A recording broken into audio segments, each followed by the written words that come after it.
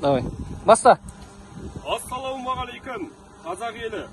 Құрметті Қазақстан Республикасының президенті Қасым-Жомарт Кемелұлы Тоқаев мырзаға және де жаңадан тағайындалған премьер-министріміз Олжас Абайұлы Бектенов және де өнеркәсіп құрылыс министрі Қанат Бейсенбайұлы Шарлапаев мырзаға Атырау облысы тұрғындар атынан үндеу. Бірнеше жылдан бері елімізге Грузия мен Біріккен Араб Әмірлігінен жеңіл автокөліктерді әкелу үрдіске айналды.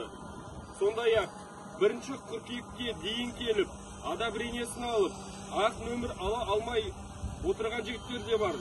Екіншіден, 1 қыркүйектен кейін кірген легализацияға қатыса алмаған тұрғындар да бар ортамызда. Сондықтан осы жиналған мақсатымыздың барлығы өтел мен первичка алымы. Алыс және жақын шетелдегі көлік құралдарының бағасы арзан және сапасы жоғары. Біздер осы елдерден өзіміздің адал еңбегімізге, бала шаға несібесіне деп көлік әкелдік. Қазіргі таңда кедендік рәсімдерін төлеп, транзит нөмірмен айдап жүрміз. Қазақстанда өтел алымының алғашқы тіркеу бағасы тым жоғарғы.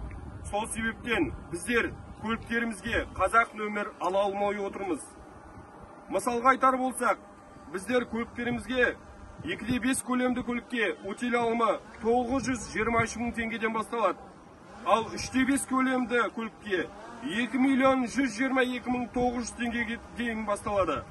Ал алғашқы тіркеу 1.800.000 теңгеден жоғарғы. Бұл қайдан, не себептен шыққан баға біз білмейміз. Ешқандай ұйым оны түсіндірген емес.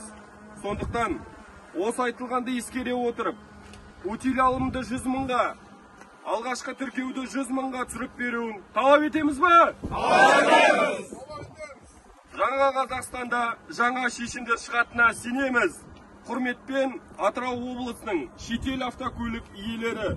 Қолдаймыз ба, жігіттер? Қолдаймыз! Рақымшылық акциясы. Рахмет барлықтарыңызға.